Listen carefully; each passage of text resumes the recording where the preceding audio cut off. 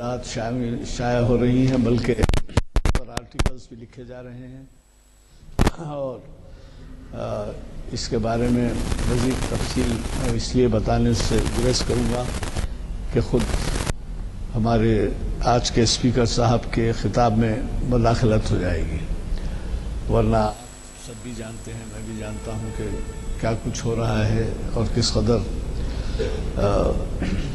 ناواجبی ماحول پیدا ہو گیا ہے۔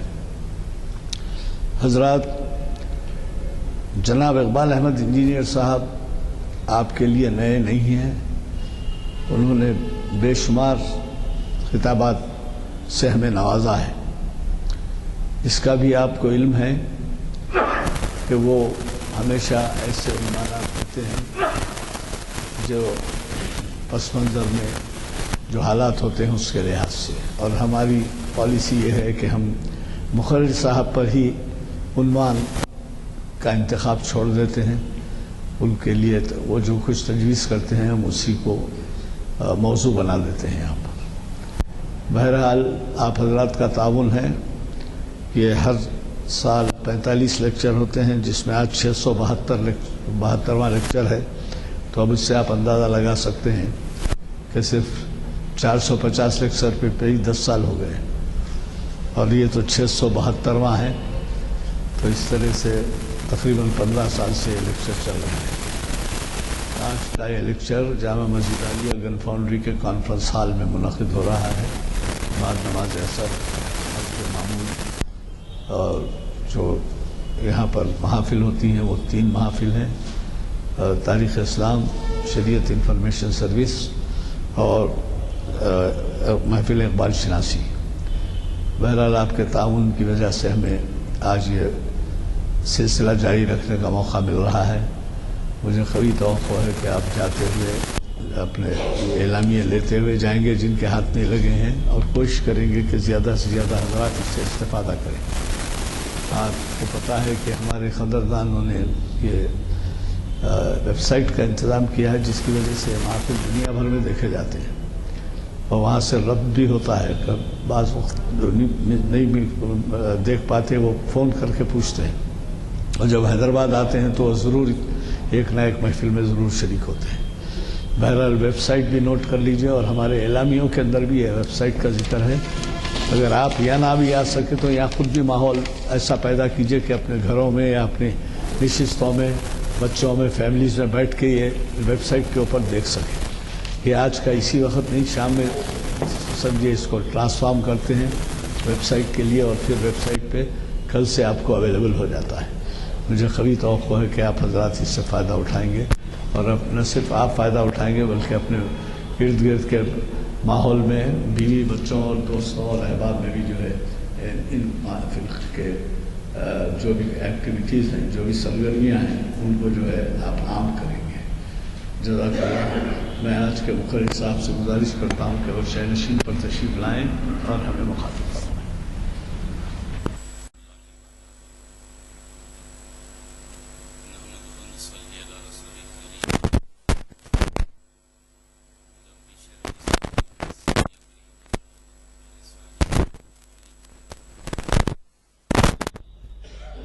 محترم غلام، محترم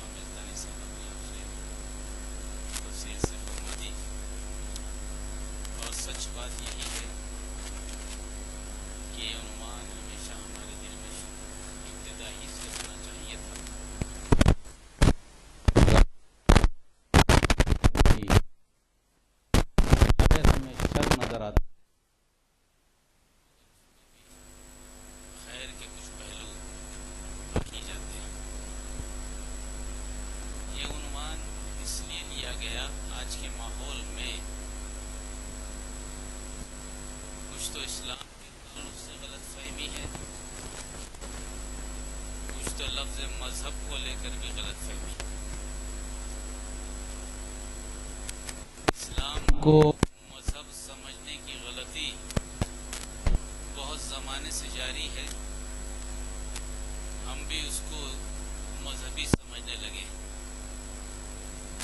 اسلام دراصل مذہب نہیں ہے، ایک دین ہے، ایک نظام حیات. مذہب تہذیب رہتی ہے مواقعوں کے لحاظ سے، موقع کے لحاظ سے کہ کون سے موقع پہ کیا ضرورت ہے. ایسی کوئی تبدیلی اسلام میں آپ کو نظر نہیں آئے گی. ہر تہذیب کے پیچھے ایک اس کا بنانے والا ہوتا ہے، ایک اس کا لانے والا ہوتا ہے. یعنی ایک معبود ہوتا ہے، ایک رسول ہوتا ہے. اور اسلام کی جو تہذیب ہے وہ نبی کریم صلی اللہ علیہ وسلم سے شروع نہیں ہوئی، بلکہ نبی کریم صلی اللہ علیہ وسلم پر آ کر ختم. اسلام کوئی نیا دین نہیں ہے جسے کہا جاتا ہے کہ عرب سے آیا اور عرب ہی سے اس کا تعلق ہے. اسلام تو دراصل وہ دین ہے جو پہلے انسان آدم علیہ السلام کے ذریعے اس دنیا میں بھیجا گیا اور کو یہ بتایا گیا کہ تمہارا پیدا کرنے، پالنے، مار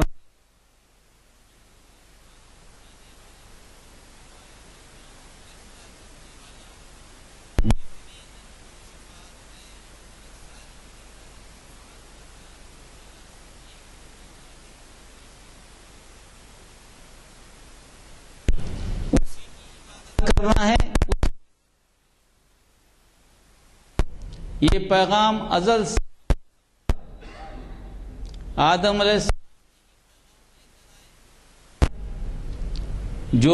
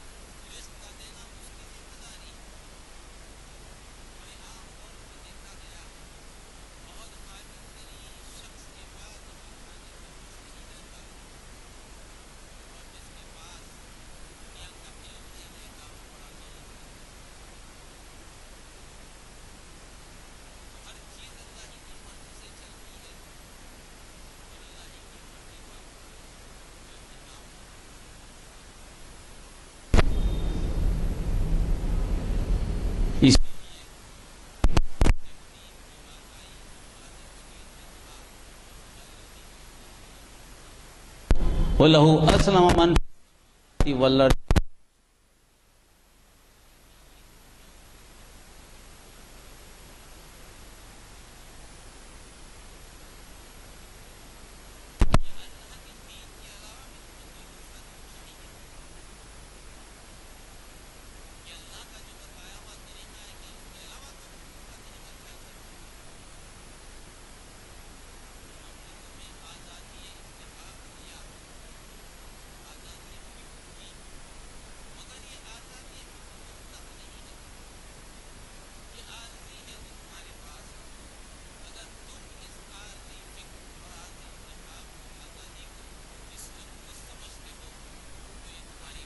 تمہاری فکر غلط ہے. اللہ کے دین کے علاوہ کوئی دوسرا دین تمہیں کامیاب نہیں کرے گا. تم اپنے اطراف و اکناف جتنی مخلوق تمہیں نظر آئے گی چار و ناچار وہ اللہ ہی کی مدد کرتی ہے, اللہ ہی کی مرضی پر چلتی ہے. اور تو اور تم خود اپنے آپ کو دیکھو, تمہاری تخلیق میں تمہارے اعضاء کو دیکھو, وہی چیز کرتے ہیں جن کے لیے وہ بنائی گئی. آنکھ سے کبھی تم اٹھا نہیں سکتے, کان سے تم بول نہیں سکتے, زبان سے دیکھ نہیں سکتے. ہر عضو جو بنایا گیا خاص مقصد سے بنایا گیا, اسی کی عبادت کرتا ہے, یعنی اسی کے حکم پہ چلتا ہے. اس کے علاوہ کوئی دوسرا کام تم اس کے دے نہیں سکتے.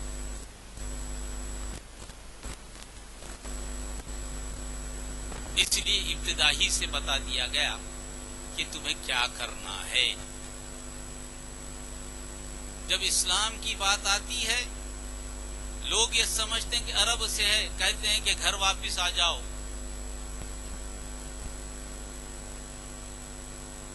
بھائی گھر اگر واپس آنا ہے تو گھر کا ڈیفینیشن بھی تو چاہیے. کون سا گھر؟ گھر کا ڈیفینیشن بھی تو بتائیے کہ کون سے گھر میں آئیں.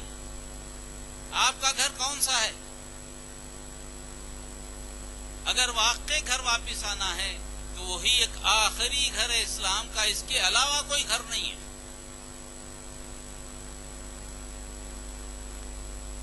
یہی چیز قرآن میں بھی سمجھائی گئی.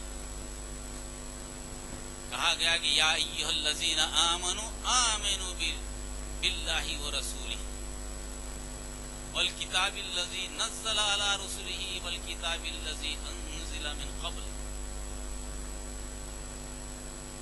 ایمان والوں کو بتا دیا کہ ایمان والوں ایمان لاؤ. صرف زبان سے اقرار کرنے سے ایمان نہیں ہوتا.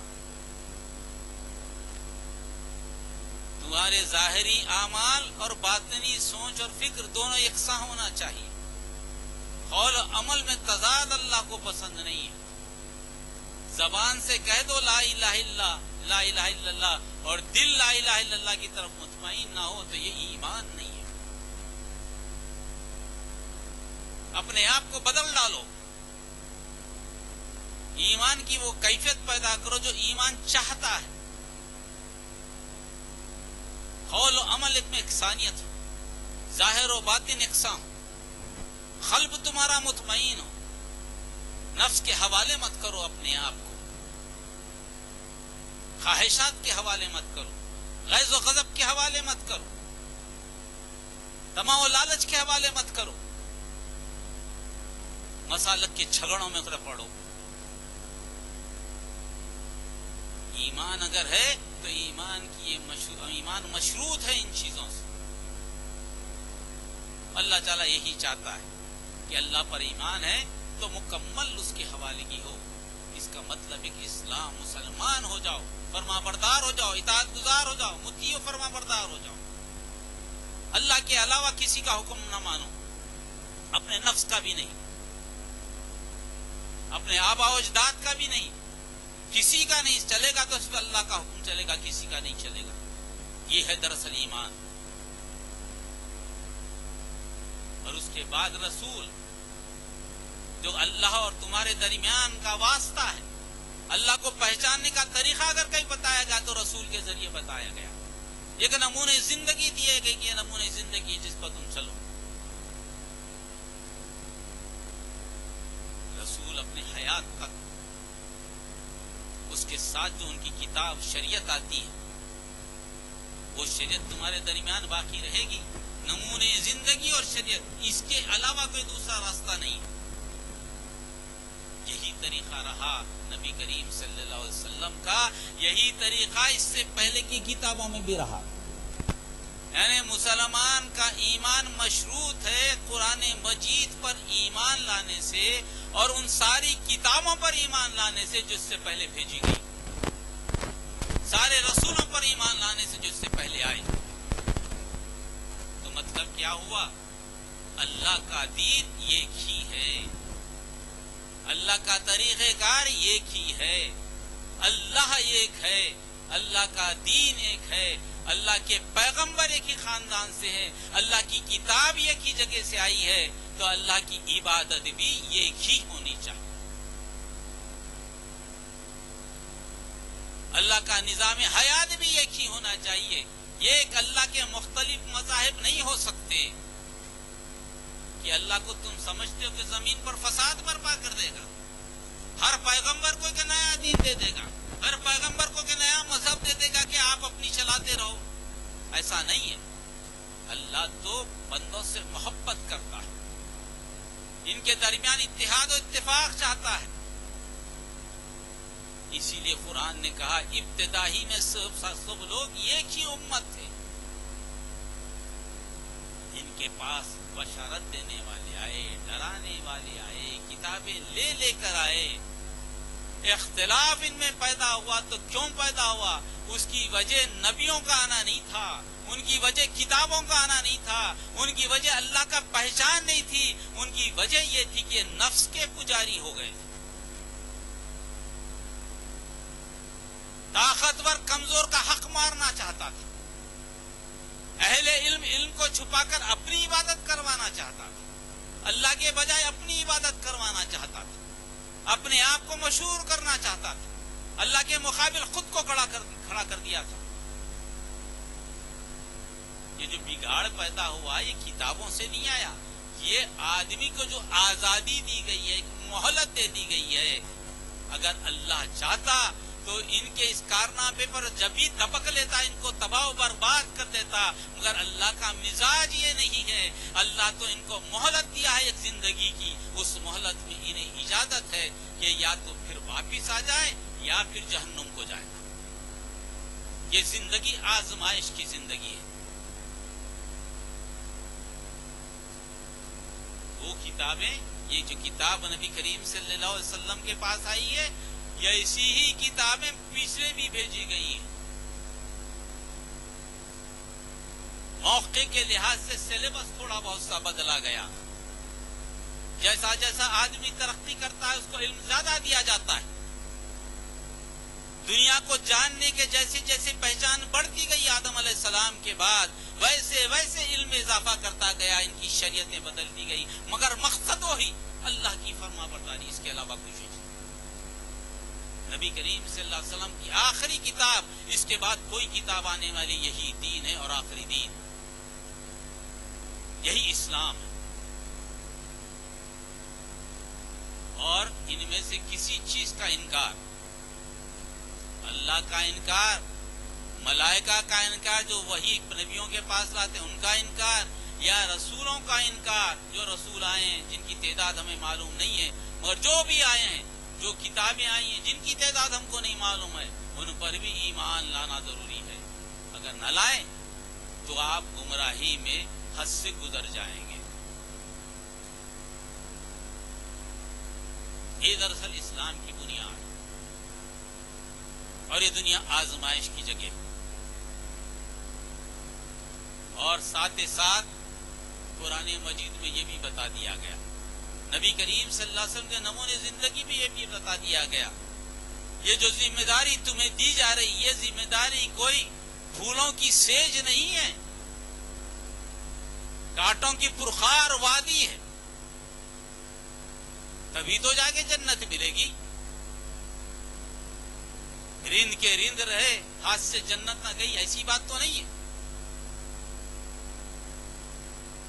جب یہ ذمہ داری تمہیں دی گئی، مسلمان تم اپنے آپ کو کہتے ہو، تو مسلمان ہونے کو ثابت بھی کرنا پڑے گا۔ اسی لیے کہا گا تم پر ضرور بضرور آزمائشیں آئیں گی، جان و مال کی آزمائشیں آئیں گی۔ رسولوں کی زندگی کو اٹھا کے دیکھ لیجیے، آدم نوح علیہ السلام سے لے کر نبی کریم صلی اللہ علیہ وسلم، نبی کریم صلی اللہ علیہ وسلم کی زندگی دیکھیے، ایک لمحہ بھی کہ آپ نے آرام سے گزارا، چاہے مکے کی زندگی ہو مدینے کی زندگی ہو، کبھی آپ بستر سے رکھ کر آرام سے سو گئے؟ نہیں، ایسا نہیں ہوا۔ جب اسلام میں داخل ہوئے ہو تو اس کے لیے تیار ہو جاؤ۔ ایک صحابی آئے نبی کریم صلی اللہ علیہ وسلم کے پاس، آپ نے نبی کریم صلی اللہ علیہ وسلم سے کہا یا رسول اللہ میں آپ سے بڑی محبت کرتا ہوں۔ رسول اکرم صلی اللہ علیہ وسلم نے بات سنی اور ایک رخ بدل دیا۔ پھر صحابی سامنے گئے، پھر وہی بات کہی، میں آپ سے محبت کرتا ہوں، بہت محبت۔ پھر آپ نے رخ بدل دیا۔ پھر تیسری مرتبہ گئے، پھر آپ نے رخ بدل دیا سننے کے بعد۔ اب چوتھی مرتبہ پیش ہوئے، بڑے عرض کی یا رسول اللہ میں آپ سے بہت محبت کرتا ہوں۔ تو رسول اکرم صلی اللہ علیہ وسلم نے بڑی محبت سے ان کی طرف دیکھا اور کہا تو پھر فخر و فاخر کی تیاری کر لو، پھر فخر و فاخر کی تیاری کر لو۔ مطلب یہ کہ آزمائش سے دوچار ہونے کو خود کو تیار کر لو۔ یہ شہادت گہ الفت میں قدم رکھنا ہے۔ لوگ آسان سمجھتے ہیں مسلمان، اسی لیے قرآن نے کہا کہ تم پر ضرور بضرور جان و مال کی آزمائشیں آتی رہیں گی۔ اس کے ساتھ ساتھ قرآن کی آیت نے کہا تم ضرور بضرور اہل کتاب سے بڑی ہی دکھ درد اور تکلیف دہ باتیں سننے کو ملیں گی تمہیں۔ جن کو کتاب دی گئی ہے ان سے تمہیں بڑی تکلیف دہ باتیں سننے کو ملیں گی۔ جو کتاب آنے کے بعد بھی شک کرتے ہیں ان سے تمہیں بڑی اذیت ملے گی۔ وَلَا تُبْلُوَنَّ فِي أَمْوَالِكُمْ وَأَنفُسِكُمْ وَلَا تَسْمَعُنَّ مِنَ الَّذِينَ أُوتُوا الْكِتَابَ مِنْ قَبْلِكُمْ وَمِنَ الَّذِينَ أَشْرَكُوا أَذًى كَثِيرًا۔ بڑی تکلیف دہ باتیں سننے کو ملیں گی۔ وَإِن تَصْبِرُوا وَتَتَّقُوا فَإِنَّ ذَلِكَ مِنْ عَزْمِ الْأُمُورِ۔ یہاں وہ معاملہ ہے اگر صبر و استقامت سے تم قائم رہو، اللہ سے ڈرتے رہو، مطلب یہ تم اپنے مشن میں لگے رہو۔ مسلمان کا جو مشن ہے وہ مشن میں لگے رہو، تو ایسا نہ ہو کہ تم اسلام سے پھر جاؤ یا غفلت سے بیٹھ جاؤ۔ نبی کریم صلی اللہ علیہ وسلم جو طریقہ اپنا وہ طریقے کو اپناؤ، تبھی جا کے تم کامیاب ہوگے۔ وہ طریقہ کیا ہے نبی کریم صلی اللہ علیہ وسلم کا؟ 3 شرائط پہ بات کرنا لوگوں سے۔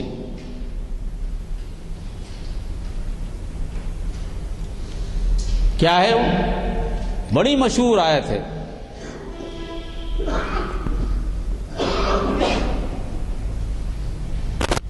تعالوا الی کلمۃ سواء بیننا وبینکم الا نعبد الا اللہ ولا نشرک بہ شیئا وَيَتَّخِذَ بَعْضُنَا بَعْضًا أَرْبَابًا مِّن دُونِ اللَّهِ فَإِن تَوَلَّوْا فَقُلُوا اشْهَدُوا بِأَنَّا مُسْلِمُونَ۔ 3 چیزوں پہ بات کرنا ہے۔ تمہارے خلاف جو لوگ کھڑے ہیں، جو چاہتے ہیں کہ تم مسلمان سے ان کی طرف پلٹ آؤ، اگر ان کے پاس کتابیں ہیں، اپنے مذہب ہونے کا دعویٰ کرتے ہیں، اللہ کی پہچان کا دعویٰ کرتے ہیں، تو 3 چیزیں ان کی کتابوں میں تلاش کرو، یہ 3 چیزیں ملیں گی اور ان 3 چیزوں پہ بات کرو۔ اے اہل کتاب، آؤ ہمارے اور تمہارے درمیان جو قدر مشترک ہے، جس پہ ہم اتحاد کر سکتے ہیں، وہ کیا چیزیں ہو سکتی ہیں؟ کسی یقین سے بات کی جا رہی ہے قرآن مجید میں۔ ان کی کتاب میں ضرور بضرور یہ ملے گا، کوئی شبہ نہیں چھوڑا گیا۔ یہ ہماری بدقسمتی ہے کہ ہم نے قرآن کو نہیں سمجھا، یہ ہماری بدقسمتی کہ مسلمان ہونے کے مطلب کو نہیں سمجھا ہم نے۔ اگر یہ بات سمجھ میں آ جائے تو نہ تو کوئی تبدیلی مذہب کی فکر ہوگی آپ کو، نہ کسی کے بلانے والے کا خوف ہوگا۔ یہ جو خوف پیدا کیا جا رہا ہے اسلام سے خوف ہے، یہ آپ سے خوف نہیں ہے۔ انہیں پتا ہے کہ اگر اس طرح، کیونکہ ان کے مذاہب میں جو کمزوری وہ اچھی طرح جانتے ہیں۔ اس گلوبل ولیج میں جو ہر چیز ٹپ آف دی فنگر پر ہے، تہذیبیں جانی جا رہی ہیں، تہذیبوں کا تصادم ہے، ایک دوسرے کی تہذیب ایک دوسرے کی مخالفت میں کھڑی ہے۔ کون انسانوں کے لیے فلاح و بہبودی کی باعث بنتی ہے؟ یہ سب کے سب انٹرنیٹ پہ موجود ہیں۔ جب دلیلیں مانگی جائیں گی ہیومینٹی کے لیے، انسانیت کے لیے کون سی چیز ضروری ہے، کون سی چیز اچھی ہے، تو سب اس سے پہلے کسوٹی پر جو اترے گا اسلام، اس کے علاوہ کوئی دوسرا مذہب نہیں اترے گا۔ یہ لوگ اچھی طرح جانتے ہیں، اسی لیے چاہتے ہیں کہ تبدیلی مذہب کا قانون آ جائے، پابندی آ جائے اس پر۔ ارے بھائی، تم اجسام پہ پابندی لا سکتے ہو،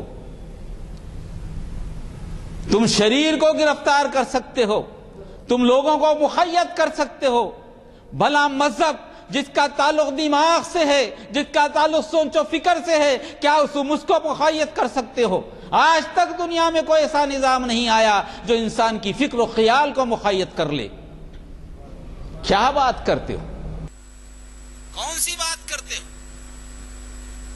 مذہب تو دماغ کو للچاتا ہے، مذہب تو فکر کی دعوت دیتا ہے، مذہب تو اندر سے جو خالق کی پہچان ہے اس کی تلاش میں ہے کہ میرا خدا کون ہے، میرا خالق کون ہے، میری زندگی کیا ہے، میں مروں گا تو کیا ہوں گا، اس کی تلاش میں سوالات ہیں۔ یہ سوالات کے جواب قید کر کے تم نہیں دے سکتے کسی کو، اس کو تو دلیل دینی پڑے گی، اور وہ اچھی طرح جانتے ہیں کہ دلیل سوائے اسلام کے کسی کے پاس نہیں ہے۔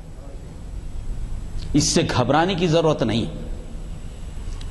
اسی لیے رسول اکرم صلی اللہ علیہ وسلم نے کہا کوئی بھی مذہب آ جائے، جیسے کہ ہمارا آج کا مذہب ہے، ہمارے بھائیوں کا مذہب ہے، ٹھیک ہے، ہندوازم بننا، ہندو بننے کو بتاؤ تو صحیح، ہندوازم ہے کیا چیز؟ میرے بھائی نانک صاحب بھی بیٹھے ہوئے، وہ بھی جانتے ہندو مذہب ہے کیا، تعریف کرو۔ لفظ ہندو آیا کہاں سے، ہندوازم آیا کہاں سے، ہندو کیا ہے، ہندوازم کیا ہے، یہ تو بتاؤ۔ یہ زندگی میں ان مسلمانوں کو بہترین موقع ملا ہے ہندوستان میں۔ آج سے پہلے کبھی بھی آپ کسی بھی ہندو بھائی کو کھڑے روک کر یہ پوچھ نہیں سکتے تھے آپ کہ تمہارا مذہب کیا ہے، تم ہندو کیوں کہا جاتا ہے، لڑائی ہو جاتی، فساد ہو جاتا۔ آپ کو برداشت نہیں کرتے، پہلے ہی برداشت نہیں کرتے، پوچھنے پہ تو ہنگامہ ہو جاتا۔ یہ اللہ کی طرف سے ایک انعام ہے مسلمانوں کو کہ خود کہہ رہے کہ ہندو مذہب کو قبول کرو، ہندو مت کو قبول کرو، تو بتاؤ بھائی ہندوازم ہے کیا چیز، ہندو مذہب ہے کیا چیز، کسے کہتے ہیں معلوم تو ہو ہم کو، کیونکہ آپ نے کہا قبول کرنے کو تو ہم کو پوچھنے کا اختیار ہے۔ کہیں تاریخ نہیں ملتی، کوئی تاریخ نہیں ملتی 19ویں صدی میں پہلی مرتبہ ہندوازم کہا گیا، کہنے کو قدیم مذہب ہے۔ کبھی بھی ہندوازم اس سے پہلے برہمنزم کہا جاتا تھا، برہمنزم سے پہلے ویدک دھرم کہا جاتا تھا۔ اب ویدک دھرم اور پراناس میں ہے گڑبڑ، پرانا پہلے ہے یا ویدک پہلے ہے نہیں معلوم مجھے، I am not authority to clarify, مجھے نہیں معلوم۔ اگر پرانا پہلے سے ہیں، پراناس، اگر ویدک دھرم بعد میں آیا ہے تو پرانا اس سے متاثر ہوئے ہوں گے، نہیں معلوم مجھے۔ اگر یہ مذہبی کتابیں ہیں تمہاری، پراناس ہیں، ویدک ہے، ویدک دھرم کی ہیں، تو بتاؤ نا ویدک دھرم ہے کیا چیز، کیونکہ برہمنزم تو اس کے بعد آیا۔ برہمن تو اس وقت آریہ کی تہذیب بنی، آریہ کی تو تہذیب بھی نہیں تھی، ہڑپا موہنجودارو سے شروع ہوئی ہے تہذیب، تہذیب میں تو نمائش تھے، شہر بنا کب ان کے پاس، شہر کا تصور کہاں سے آیا، تہذیب کب آئی، جب قریب آئے تو تہذیب آئی نا۔ اس وقت تک تو یہ سرتی تھا، اللہ کی وحی تھی، سمرتی تو بعد میں آئی، لوگوں نے زندگی گزارنے کے طریقے تو بڑے بعد میں لکھے. انسانوں کے ان کے جو بڑے لوگ ہیں جو کتاب لکھے وہ تو سمرتی. نظام زندگی گزارنے کے طریقے تو بڑے بعد میں لکھے گئے. وہ 3 سوال پوچھے جائیں گے جیسے اس میں کہا اللہ نعبد الا اللہ، اللہ کے علاوہ ہم کسی کی عبادت نہیں کریں گے. مطلب یہ کہ بات ویدک میں ہونا چاہیے. اگر ویدک مذہب سمجھ رہے ہیں آپ، یہ بات پراناس میں ہونا چاہیے اگر قدیم مذہب سمجھ رہے ہیں آپ.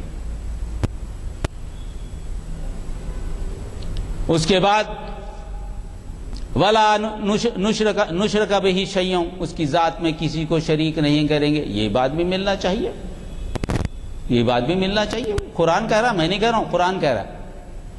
میرا کوئی ذاتی معاملہ نہیں ہے. اللہ کا بنایا ہوا دین، اللہ کا لائی ہوئی قرآن، اللہ کے بھیجے ہوئے پیغمبر، وہ یہ کہہ رہے ہیں آپ سے کہ یہ سوالات کرو ان سے.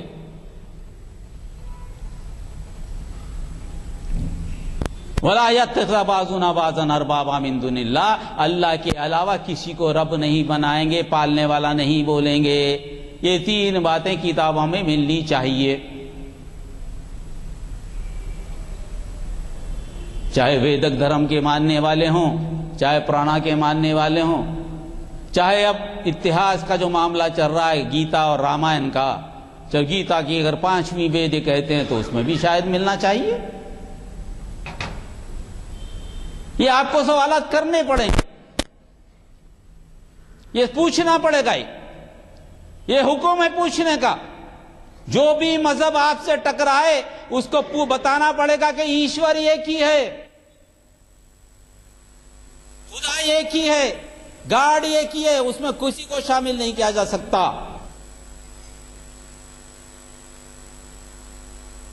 اور یہ بتانا پڑے گا. اسی بات کو اب جب آپ کتابوں میں دیکھتے ہیں، ان کے حوالے دیتا ہوں میں آپ کے لیے. میدان کتنا کھلا ہے. ہم گھبرا رہے ہیں تبدیلی میں. ارے خدا کے بندے، لا الہ الا اللہ محمد رسول اللہ خود اتنی بڑی ضمانت ہے. غریب سے غریب مر جائیں گا انہیں اسے ہٹتا نہیں. یہ ذہن میں رکھیے. اگر مجبوری کو کسی لیے چلا بھی گیا تو جا کے روتے رہتا، جیسا آگرہ میں رو رہا تھا، مجھے پریشان کر دیے، میں تو یہ نہیں چاہ رہا تھا. یہ دین ہے لا الہ الا اللہ کی. جو آدمی لا الہ الا اللہ بولے گا وہ ضرور متاثر ہوگا اس سے. اگر اللہ کو ایک مانتا ہے تو ضرور اسلام سے متاثر ہوگا، کیونکہ یہی دراصل دین ہے جو اس کے درمیان رکھا گیا. کیونکہ اللہ نے کہا الستو بربکم، قرآن کہہ رہا ہے ہر انسان کو زمین پر بھیجنے سے پہلے اللہ نے وعدہ لیا ہے اس سے. کہا ہے الستو بربکم، کیا تو یہ نہیں کہتا کہ میں تیرا رب ہوں؟ ہر انسان سے پوچھا گیا اور انسان نے کیا جواب دیا؟ قالوا بلا، بے شک آپ ہمارے رب. شہید نہ ہم اس کی گواہی دیتے ہیں، یا اللہ یا رب ہم تم کو گواہی دیتے ہیں. یہ بات اس لیے پوچھی گئی کہیں تم دنیا میں جا کر اس کو نہ بھول جاؤ. تم یہ نہ کہہ بیٹھو کہ ہمارے آبا و اجداد تو دوسرے خداؤں کی پوجا کرتے تھے، ہم بھی ان کی تعمیل میں پوجا کر رہے ہیں، تو کیوں ہمیں اللہ تو ان کے گناہوں پہ پکڑتا ہے، ہم تو اس کے ذمہ دار نہیں ہیں. اللہ کرے گا نہیں نہیں، یہ بات نہیں ہے. میں تجھے بھیجنے سے پہلے تجھ سے پوچھ چکا تھا کہ میں رب ہوں یا نہیں. تو کہہ چکا تھا کہ تو میرا رب ہے. تو اب حوالے مت دے تیرے باپ کے، تو حوالے مت دے ماحول کے. تو مرے گا تو یہ سوال تیرے سامنے آئے گا کہ تو نے کس کی عبادت کی، اللہ کے ساتھ کس کو شریک کیا، اللہ کے علاوہ کسی کو رب بنایا کیا. یہ سوال ضرور پوچھا جائے گا.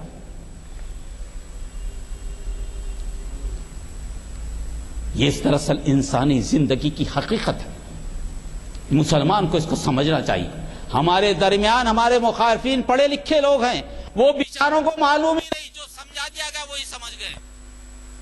ان میں سے بہت سارے لوگ سنسکرت سے ناواقف ہیں، ان کو جو سبق دیا گیا وہی سبق رٹے ہوئے. مگر وہ سوچنے والے لوگ ضرور یاد رکھیے، اسلام سے پہلے جو آدمی تھا اگر بہت جری و بہادر تھا اسلام سے پہلے، اسلام لانے کے بعد بھی اسلام کے لیے جری و بہادر ثابت ہوا. کسے معلوم آپ کی اس پہنچ سے، اس حرکت سے، تبدیلی مذہب سے آپ ہندوستان کا نقشہ بدل کر رکھ دیں. کسے معلوم؟ سوچنے والوں کو وہ مواد دیجیے جو ان کے ذہن میں تڑپ ہے، وہ اپنے مذہب کو صحیح سمجھتے ہیں، کیونکہ انہیں سمجھایا یہی گیا ہے. کیونکہ یہ باتیں جو میں بتا رہا ہوں وہ بتائی نہیں گئی ان کو، جیسے کہ ہمارے پاس بھی قرآن کو نہیں بتایا جاتا، ان کے پاس بھی کتاب کو نہیں بتایا گیا. ان کی کتاب میں جو لکھا ہے اللہ کے تعلق سے لکھا، وہی بس ایک ہے سوائے دوسرے کے، اس کے علاوہ کوئی ایک نہیں، وہی ایک ہے. یہ کیا ہے؟ چندریکا اپنشد.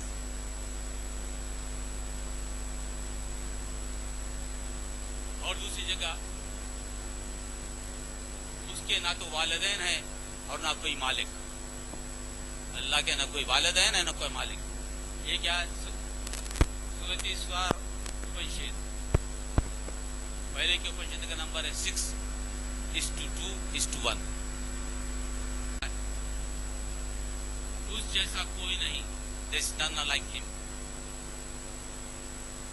اسی اپنشد میں 4:19 میں کیا لکھا گیا؟ اسے کوئی دیکھ نہیں سکتا، اسے کوئی دیکھ نہیں سکتا اپنی آنکھوں سے، اور وہ نظر بھی نہیں آتا. یہ کس میں لکھا ہے؟ ہماری کتابوں میں نہیں، آپ کی کتابوں میں. 4:20. بھگوت گیتا جو چلتی ہے آج، اس میں اس نے کیا لکھا ہے؟ 7:20 میں. جن کی عقل و شعور نے باطل خداؤں کی عبادت کی تاکہ مادی مفادات کو حاصل کریں یا چوری کریں، جو مادہ پرست ہیں، باطل خداؤں کی عبادت کرتے ہیں، یعنی سچے خدا کو چھوڑ کر دوسرے خداؤں کی عبادت کرتے ہیں، یہ وہ لوگ ہیں جو نقصان اٹھانے والے ہیں.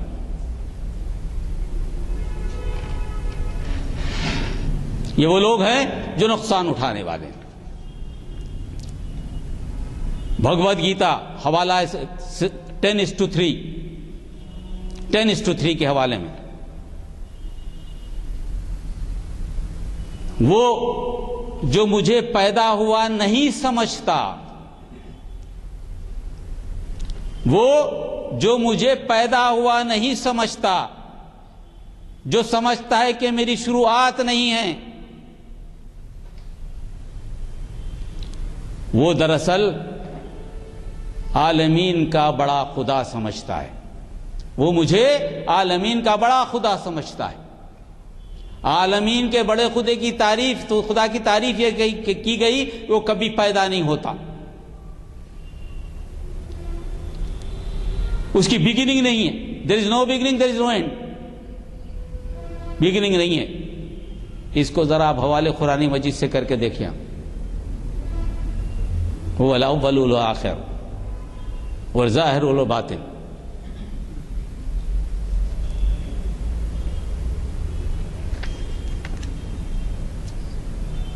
یجروید دیوی چند کی ہے، ایم اے کی، صفحے 377 پر لکھا ہے، اس کی کوئی تصویر نہیں، نو امیج آف ہم. اب جب تصویر نہیں تو تصویر بناتے کیسے؟ اب یہ سوچنے والی بات ہے، میں کمنٹ نہیں کرنا چاہتا. یجروید میں لکھا ہے اس کی کوئی تصویر نہیں، بنا ہی نہیں سکتے آپ، کسی شکل میں ڈال ہی نہیں سکتے آپ، اس کچھ تصور بھی نہیں کر سکتے. وہ پیدا نہیں ہوا، جو پیدا ہوا خدا نہیں، پیدا نہیں ہوا، وہی عبادت کا مستحق ہے، وہی عبادت کا مستحق ہے.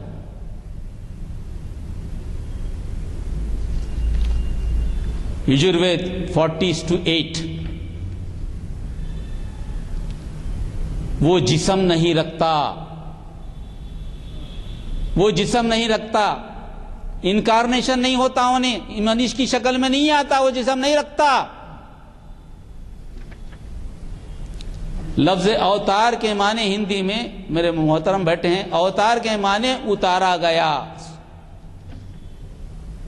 جسے اتارا گیا اسے اوتار کہتے ہیں، یعنی بھیجا گیا. عربی میں اس کے مماثل پر رسول آتا ہے. अवतार के माने उतारा गया। अगर अवतार को मनुष्य की शक्ल में इनकारनेशन देके खुदा बनाए तो ये फिर युजुर्वत का क्या माने हुए? युजुर्वत को जिस्म नहीं रखता, फिर खुदा कैसा हुआ? हमारा मामला नहीं है, हम कुछ नहीं करें, हमारी तरफ से एक लफ्ज नहीं है इसमें। युजुर्वेद का हवाला है, यहाँ नाम भी दे दिया मैं किसकी लिखी हुई, देवी चंद एमए की लिखी हुई, और ये युजुर्वेद 40:8 की जिस्म नहीं रखता।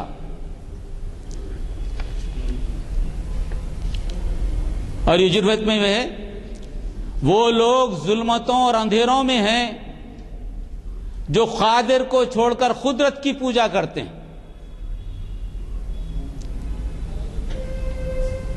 मालिक को छोड़कर मालिक की बनाई हुई चीजों की पूजा करते हैं। वो लोग क्या हैं? जुल्मतों और अंधेरों में हैं।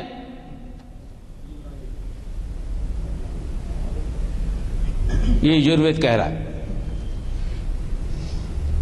ना तो सन की पूजा होना, ना तो मून की पूजा होना, ना तो पौध और पौधों की पूजा होना, ना किसी पेड़ की पूजा होना, किसी मखलूक की पूजा ना। और आगे चलकर उसको कहते हैं संभूति, यानी मखलूक की इबादत करते हैं। वो लोग जो मखलूक की जो इबादत करते हैं वो दरअसल अंधेरों और गहराइयों में है। ये भी युजुर्वेद है। ये लिखी गई है राल्फ टी.एच. ग्रिफिथ की सफ़े नंबर 538 में। ग्रिफिथ ने लिखी है इसको। खुदा सबसे बड़ा है, उससे बड़ा कोई नहीं। अल्लाहु अकबर के नाम है। God is verily great. Atharvaveda 20:58-3।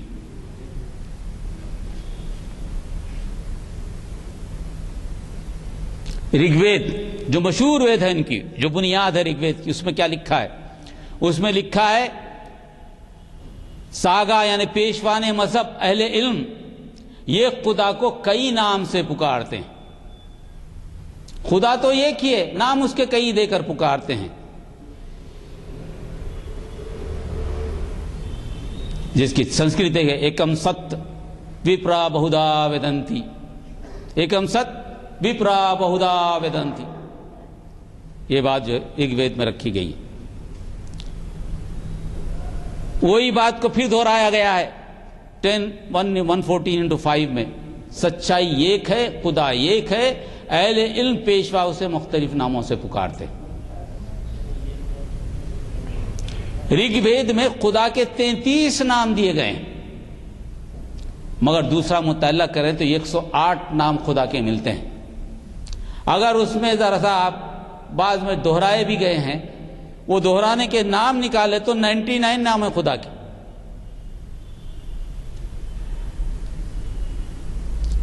वेदों में अगर खुदा के नाम देखें आप, 108 तो मिलते हैं, 108 में दोहराए गए नाम भी हैं। दोहराए गए नाम को निकाल दें तो 99 नाम नहीं रहेंगे खुदा के। अब मैं वो नहीं बोलता, मैं ये मिलते हैं, ऐसे मिलते हैं। ऋग्वेद में एक नाम है ब्रह्मा, जो आमतौर पर सब जानते हैं। ब्रह्मा के माने दरअसल क्रिएटर के लिए गए, खालिक के, यानी क्रिएट करने वाला, क्रिएटर, खालिक की सिफत। मगर बहरहाल इसके रिप्रेजेंटेशन के लिए, लोगों को समझाने के लिए शायद चार तरफ देख रहा बोल के चार मुख्तलिफ किस्म की शक्लें दी जाती होंगी, मगर वो शक्लों को इस्लाम नहीं मानता। ब्रह्मा की जो तारीफ की वो खालिक की, क्रिएटर की तारीफ, इस पर इत्तेफाक। और एक विष्णु है जिसके माने है सस्टेनर, रब। सस्टेनर के माने में सिफत ये भी है। और एक शिव की सिफत भी है, मारने वाला, हलाक करने वाला। मारेगा वही ना, मालिक यौमिद्दीन, मारेगा वही, उसी दिन फैसला करेगा वो भी। ऋग्वेद में स्वामी सत्या प्रकाश सरस्वती और सत्यम विद्या लंका में उन्होंने ऋग्वेद की जो शरह लिखी है اس میں انہوں نے کہا اس کے سوا کسی کی عبادت نہ کرو، اللہ کے سوا کسی کی عبادت نہ کرو، وہی اکیلا، اور اسی کی تعریف کرو، حمد اسی کی بیان کرو، وہی اکیلا ہے، اسی کی حمد بیان کرو۔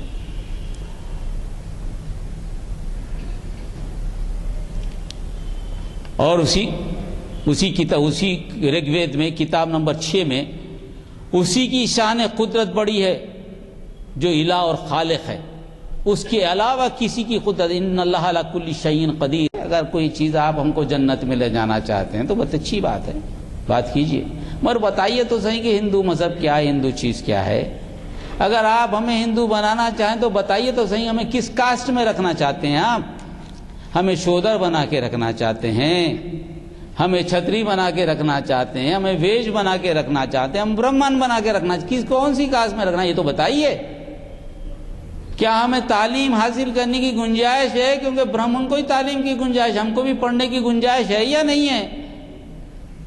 بھائی جتنے مندر تم بنائے ہو اس مندر میں ہم کو آنے کی اجازت ہے یا نہیں ہے؟ سارے مندر انسان کی جب آپ بات کریں تو مساوات ہے یا نہیں ہے؟ مساوات ہے تو یہ بتائیے نا کہ میں بھی ہندو ہوں تو تمہارے برابر کا ہوں، تو کیا کوئی برہمن مجھ سے شادی کرے گا؟ برہمن بچی دے گا نہیں دے گا میرے لیے؟ بات کیجئے نا بھائی، دیکھیں ہر چیز کو بات کرنی پڑے گی، یہ بات کیجئے، برائی کیا ہے اس میں؟ جب بات ہو تو کھل کے ہو، ٹھیک ہے آپ جنت میں لے جا رہے ہیں تو پہلے یہ تو بتائیے کہ دنیا کو تو جنت بنائی ہے میری، جو جنت ملے گی دیکھیں گے بعد میں، کیا اس کے لیے تیار ہو؟ تم میرے ساتھ بیٹھ کے کھانے کے لیے تیار ہو؟ کیا کسی شودر کو باورچی خانے میں لے جانے کو تیار ہو؟ پھر کون سا ہندو بنا رہے ہو مجھے؟ بتاؤ تو صحیح، یہ پوچھئے نا آپ۔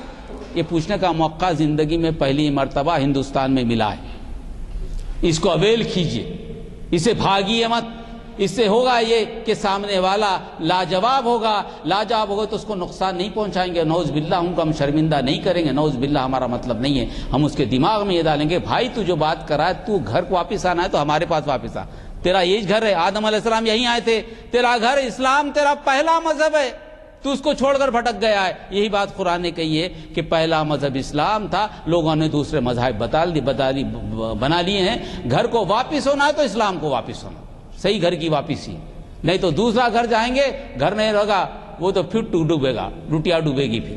تو یہ ذہن میں رکھیے، اللہ سے دعا ہے کہ اللہ ہمیں آپ کو سمجھنے کی صلاحیت دے۔ ایک مشہور نامور پروفیسر ہے کانچا ایلیا، اور اگر کانچا ایلیا کو آپ پڑھ رہے ہیں تو کرانیکل میں بھی اور دیگر اخبارات میں بھی ان کے خیالات آئے ہیں۔ مثلا انہوں نے یہ اختلاف کیا ہے کہ صاحب بھگوت گیتا کے بعض حصوں کو ہم نہیں مانتے۔ خیر یہ تو میں آپ کو حوالہ دیا صرف، آپ اندازہ لگائیے کہ ایسی بات چھیڑ کر پارلیمنٹ کے ایک دن کا خرچہ کتنا ہوتا ہے اور کتنے دن پارلیمنٹ اس پہ معطل رہی۔ خود قرآن مجید میں یہ کہا گیا ہے لکم دینکم ولی دین، جہاں آپ کو اسلام قبول کرنے، عمل کرنے، اس پہ دعوت دینے کی آزادی ہے، وہاں آپ پر یہ بھی پابندی دی گئی ہے کہ لکم دینکم ولی دین، ان کا دین ان کے ساتھ، آپ کا دین آپ کے ساتھ، کسی مذہب کو برا نہ کہو۔ تو ہم برا نہیں کہتے، لیکن آپ نے جو توضیحات کی ہیں آپ اس سے سمجھ گئے ہوں گے کہ آپ یہ کہنا چاہتے ہیں کہ ہم کو سمجھاؤ تو سچ۔ دوسرے یہ کہ نفرت جو پھیلائی جا رہی ہے، تو علامہ اقبال نے کہا ہے خدا کے بندے تو ہیں ہزاروں، بنوں میں پھرتے ہیں مارے مارے، میں اس کا بندہ بنوں گا جس کو خدا کے بندوں سے پیار ہوگا۔ اب یہ پیار ہو رہا ہے، نفرت پھیلائی جا رہی ہے، اور ہم ثبوت نہیں دے رہے ہیں بلکہ مخالفین یعنی اپوزیشن پارٹیز کے لیڈر، حد یہ ہے کہ خود مذہبی رہنما بھی اس کا اختلاف کر رہے ہیں کہ جبراً کسی کو نہیں بنایا جا سکتا، تبدیل نہیں کی جا سکتی، اور حکومت بھی۔ آپ محسوس کیے ہوں گے کہ جو پارٹی اس وقت رولنگ پاور میں جو پارٹی ہے، اسی میں یہ کہا جا رہا ہے کہ یہ نہیں بنایا جا سکتا اور اس کے بارے میں قوانین بنائے جائیں۔ اور آپ نے کہا کئی نام سے پکارے جاتے ہیں، لیکن مطلب ایک ہے، تو شعر تو ہے برابر، اسے رام کہو یا رحیم کرو، مطلب تو اسی کی ذات سے، مگر عمل کیا ہو رہا ہے وہ دیکھ لیجئے کہ مطلب پہ کہاں جا رہے ہیں۔ یہ بھی دیکھیے کہ بین الاقوامی اطلاعات کے بارے میں کہ اسلام کا پھیلاؤ انگریزی اخبارات کے حوالے سے بول رہا ہوں میں، اتنا زیادہ ہو رہا ہے، جرمنی، یورپ کے دیگر علاقے، امریکہ، کینیڈا، ہر جگہ پھیلاؤ ہو رہا ہے۔ تو جب یہ پھیلاؤ ہو رہا ہے تو آپ کس طرف بہا رہے ہیں؟ اس پھیلاؤ کے مخالف جا رہے ہیں۔ اس کو بھی دیکھیے کہ اگر آپ اس پھیلاؤ میں نہیں آنا چاہتے تو خاموش بیٹھیں، لیکن نفرت پھیلانا یہ مناسب نہیں ہے۔ خود ہم وہ بھی دن یاد رکھیں گے کہ بال ٹھاکرے صاحب سے کہا گیا کہ بامبے کے فسادات میں آپ کیوں جو ہے اس قسم کے پالیسی اختیار کیے کہ جس سے یہ ثابت ہوتا ہے کہ آپ مسلمانوں کے قتل عام یا مسلمانوں کے نقصانات کو نقصان پہنچانے کے بارے میں آپ خاموش رہے، اور پریس کانفرنس میں کہا گیا کہ آپ نے ترغیب دی فلاں فلاں۔ تو جواب ملا کہ میں اسلام کے اس پھیلاؤ کو روکنا چاہتا تھا۔ جب مجھے ایسی اطلاعات ملی تو اس وجہ سے میں نے عمل اختیار کیا۔ میں اخباری اطلاعات بول رہا ہوں، میری اپنی طرف سے نہیں۔ اگر وہ اخباری اطلاعات غلط ہیں تو میں معافی چاہتا ہوں۔ اور ایک چیز آپ کو یہ بھی کہہ دوں میں کہ ایک شعر یہ بھی ہے کہ خدا کے بندے تو ہیں ہزاروں بنوں میں پھرتے ہیں مارے مارے، میں اس کا بندہ بنوں گا جس کو خدا کے بندوں سے پیار ہوگا۔ اور یہ چیز ایک آپ نے بات کہی کہ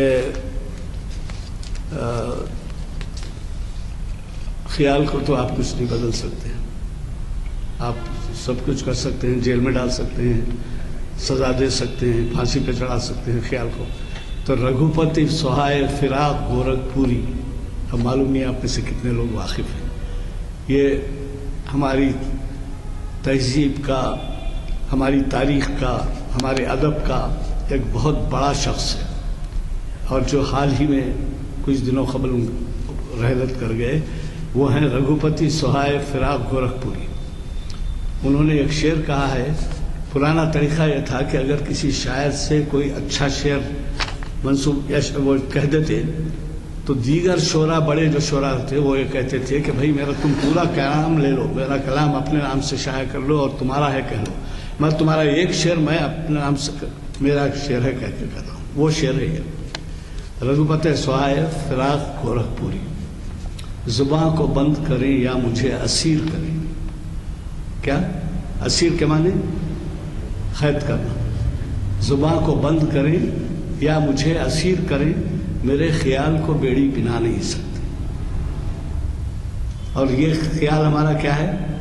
یہی جو ابھی تقریر سنے آپ، وہ دین اسلام ہے، اور وہ ہمارے لیے جو ہے ہم اس کے اوپر عمل پیرا ہے۔ تو جب ان سے یعنی برٹش غلامی کا دور تھا، اس میں جو اشعار ہوتے تھے اس کا پس منظر کچھ ایسا ہوتا، لیکن آج وہ پورا اس پہ صادق آ رہا ہے کہ زباں کو بند کرے یا مجھے اسیر کرے، میرے خیال کو بیڑی پہنا نہیں سکتے۔ تو مطلب یہ ہے کہ میں جس پر عمل پیرا ہوں اس کے اوپر تو میرے کو دھکا نہیں پہنچا سکتا۔ بہرحال ہمارے آج کے مخرج صاحب نے جو زحمت کی ہے اور اتنی تیاری سے ہمیں استفادے کا موقع دیا ہے، تو میں ان کے لیے آپ سے خواہش کرتا ہوں کہ یہ دعا کریں کہ ان کے معلومات میں اضافہ ہو، ان کے اسٹڈی میں ایسا تغیر، ایسا انقلاب آئے کہ ہم موقع ہی ملتا رہے ایسے خیالات کے سننے کا، اور ان کے لیے بھی ہم دعا گو رہیں گے۔ اور ویسے چونکہ وقت ہو چکا ہے، اگر کوئی سوال کرنا چاہیں تو کریں، ورنہ آپ جو ہے دعا فرمائیں گے۔ ایک سوال یہ ہے، جیسا کہ ان دنوں ہمارے ملک ہندوستان میں کبھی بھی کچھ بھی ایسے حالات ہو سکتے ہیں جب کہ کہیں بھی ایک آرگنائزیشن آ کے ہم سے سوال اسپاٹ پہ کر سکتے ہیں، اس ٹائم کے لیے ہم کیسا تیاری کرنا، کیسا اپنے آپ کو اپڈیٹ کرنا، کیا آپ جواب دینے کے لیے تیار کیسے؟ میں نے ذرا ایک منٹ، آپ نے سوال کیا ہے کہ اگر حالات خراب ہوں تو پھر ہم کیا تیار کہا ہے، اور معزز ہمارے آج کے خطیب صاحب مخرج صاحب اس کا جواب دیں گے۔ دیکھیے، حالات کا خراب ہونا یا نہیں ہونا 50% ان کے ہاتھ میں ہے تو 50% آپ کے ہاتھ میں۔ جب کوئی چیز آپ کے پاس آ کر بائی فورس اگر کچھ کی جا رہی ہے تو آپ کو تو ریئیکٹ کرنا چاہیے. وہ اس لیے کہ قانونی طور پر جبر سے جو ہے کہ مذہب کو تبدیل نہیں کیا جا سکتا. اگر قانونی طور پر جبر ہو رہا تو یو ہیو ٹو ریئیکٹ. یہ آپ کا شہری حق ہے. اور سب سے اچھا ریئیکشن یہ ہے کہ آپ ان سے پوچھیں گے بھائی کون سی مذہب کی بات کرتے ہو؟ ہندوازم ہے کیا چیز؟ دیکھیے میں نہیں کہہ رہا ہوں. پنڈت جواہر لال نہرو نے ہندو کی تعریف نہیں کی. مہاتما گاندھی نے کہا کہ بھائی ہندوازم کی تعریف مشکل ہے. رادھا کشن جی جو بڑے سائنٹسٹ ہیں انہوں نے کہا کہ ہندو کی ڈیفینیشن مشکل ہے. فلسفی ہیں چٹیا. ہندو کی ڈیفینیشن مشکل ہے. ہندو تو نام جو ہے نا یا تو ایران کا دیا ہوا ہے تو عرب کا دیا ہوا ہے. ہندوازم تو نام ہے ہی نہیں. ہندوازم ہے ہی نہیں. برہمنزم ہے. برہمنزم میں ہندوازم کیوں بنا؟ یہ ہندو تھا یا ہندوازم میں کوئی فرق ہے؟ کہ آر ایس کی کتاب نکالیے, آر ایس کا پرچہ, آر ایس کی نکال کتاب دستور پڑھیے. اس میں لکھا ہے کہ ہندو تھا. ہندوازم ہندو مذہب نہیں ہے. ہندو تھا ایک سیاسی تحریک ہے, سیاسی غلبہ چاہتی ہے. ہندوازم کو اپنے مقصد کے لیے استعمال کر رہی ہے, کوئی مذہب نہیں ہے. تو یہ ذہن میں رکھیے. تو آپ تیاری کیجئے کیونکہ یہ اچھا موقع ہے تیاری کرنے کا. ہم سے سوالات تو کر سکتے ہیں نا. پوچھا تو اچھے لہجے میں پوچھیے کہ بھائی آج چلے ٹھیک ہے میں آ گیا تو کیا بننے والا ہوں, مجھے کیا لے رہے ہیں, کس میں لے رہے ہیں مجھے؟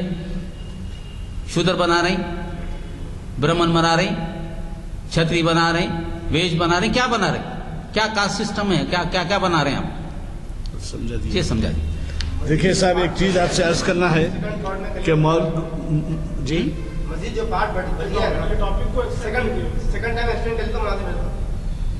مسجد کو نہیں اس کو اور ایک ٹاپک مرتباتوں کو. یہ اگلا پروگرام 29 دسمبر کا پیر کے دن ہے. ملک کے موجودہ حالات اور پیغام سیرت. یہ بھی بہت عنوان اہم ہے. ربیع الاول کا مہینہ آغاز ہو چکا ہے. مجھے یقین ہے کہ شریعت انفارمیشن کی 563ویں لیکچر سے مفتی محمود زبیر قاسمی صاحب کے خطاب سے آپ استفادہ کریں گے. میں چونکہ اذان ہو رہی ہے, دعا اوپر ہوگی.